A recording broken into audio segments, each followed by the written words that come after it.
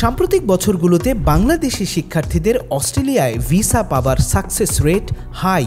Immigration কনসালটেন্টরা জানাচ্ছেন বাংলাদেশের স্টুডেন্টদের ভিসা পাবার হার প্রায় 100%। যদিও এবছর 1 জুলাই থেকে স্টুডেন্ট ভিসার আবেদন খরচ 1623 থেকে $2022 বাড়িয়েছে দেশটি।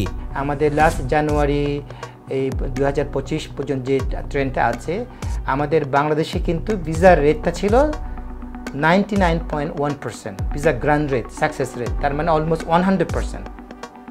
তো চিন্তা করতে পারেন, তার মানে তারা এই আসলে জেনুইন ভিসা পাচ্ছে।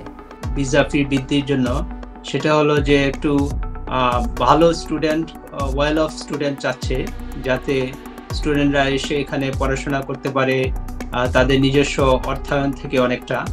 কারণ অনেকেই আছে, দেখা যাচ্ছে যে এখানে আসার পরে ফুল টাইম জব করে পড়াশোনার দিকে মনোযোগ দিতে পারে না, কারণ তাদের অর্থনৈতিক সাপোর্ট তেমন থাকে না দেশে। সেটাকে একটা পয়েন্ট মাথায় রেখে সরকার এই পদক্ষেপ নিয়েছে বলে আমার মনে হয়। অস্ট্রেলিয়ার শিক্ষা ব্যবস্থা উন্নত, ওয়ার্ল্ড র্যাঙ্কিংয়ে বিশ্ববিদ্যালয়ের সংখ্যাও শখানেক।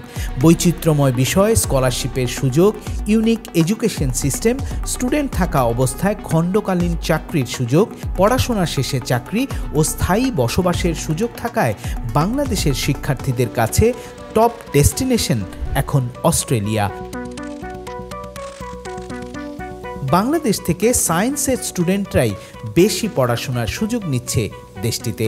অস্ট্রেলিয়ান ইউনিভার্সিটিগুলোতেও তারা ওয়াইড রেঞ্জ অফ তারা কোর্সেসগুলো তারা অফার করে।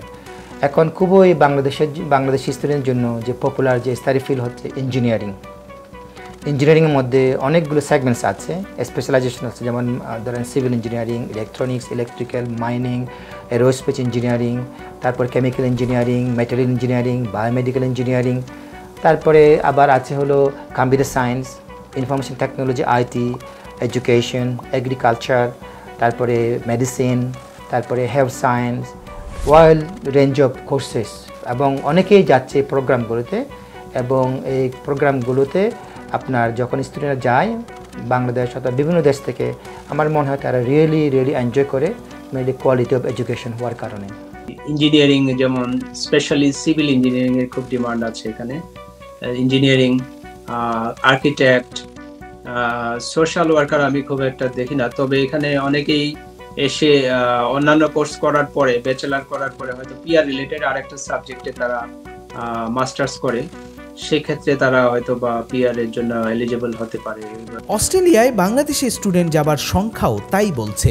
বছর 10 আগেও বাংলাদেশ থেকে অস্ট্রেলিয়ায় স্টুডেন্ট যেত বছরে গড়ে 1300 থেকে 1400 জন। সাম্প্রতিক বছরগুলোতে সেই সংখ্যা বেড়ে হয়েছে 12 থেকে 14,000। যদিও অস্ট্রেলিয়ায় যাওয়া বা ভিসা পাবার ক্ষেত্রে পাশের দেশ নেপাল থেকে এখনও অনেকটাই পিছিয়ে আছে বাংলাদেশ। আপনি কম্পেয়ার করেন নেপালে লোকসংখ্যা 3 কোটি, আমরা প্রায় 6 গুণ, কিন্তু নেপাল থেকে প্রতি বছর যাচ্ছে 20 থেকে 22,000। তো তখন আমাদের যেহেতু মাত্র 1300-1400, কিন্তু আমরা পপুলেশনের দিক থেকে প্রায় 6 গুণ বেশি। আর এটা তো আপনি যদি ইকোনমি কম্পেয়ার করেন, আমরা হিউজ। তারপরেও ওই আগে আমেরিকা, কানাডা বা ইউকে, বাট ইদানিং অস্ট্রেলিয়ান এডুকেশন কোয়ালিটি হওয়ার কারণে ওখানে 100-র মধ্যে ইউনিভার্সিটি প্রচুর আছে অস্ট্রেলিয়াতে। তাদের যে মাল্টিকালচারিজম, তারপরে কোয়ালিটি অফ এডুকেশন, তারপরে যে লাইফস্টাইল স্ট্যান্ডার্ড, এই সব কিছু মিলে অস্ট্রেলিয়া হলো একটা কি বলবো খুবই পপুলার ডেস্টিনেশনস ফর ইন্টারন্যাশনাল স্টুডেন্টের জন্য। অনেক আগে থেকেই নেপালের ট্রেন্ডটা হলো যে অস্ট্রেলিয়ামুখী, কিন্তু বাংলাদেশের ট্রেন্ড যেটা আমার মনে হয় যে তারা সবাই ইউরোপ আমেরিকার যেত আগে অস্ট্রেলিয়ার দিকে কম আসতো। এখন যেহেতু ট্রেন্ড চালু হয়েছে, এখন আমার মনে হয় যে অস্ট্রেলিয়ার দিকেও অনেক স্টুডেন্ট আসতে চাচ্ছে এবং আসছে। স্টুডেন্ট মাইগ্রেশন ব্যবসার সাথে যুক্ত কনসালটেন্টরা জানালেন, স্টুডেন্ট জেনুইন হলে, ইংরেজির দখল থাকলে, কাগজপত্র ঠিকঠাক আর অর্থের সংস্থান দেখাতে পারলে স্টুডেন্টদের অস্ট্রেলিয়ায় যেতে পারা কঠিন কাজ নয়। এই সব 3টা জিনিস যদি ঠিক থাকে, সাধারণত যে অস্ট্রেলিয়ান হাই কমিশন কোনো ঝামেলাই করে না ভিসা দেওয়ার জন্য। তারা মেনলি চেক করে হলো যে যাবে সে আসলে জেনুইন একজন পড়ুয়া, এবং সেক্ষেত্রে এই যে $1623 থেকে যে $2022 বাড়লো, মানে সামান্য বাড়লো, এটা কোনো ইম্প্যাক্ট পড়ছে না যারা জেনুইন। তবে শিক্ষার্থীদের পাশাপাশি তাদের অভিভাবকদেরও আগাম আর্থিক পরিকল্পনা নেওয়া জরুরি।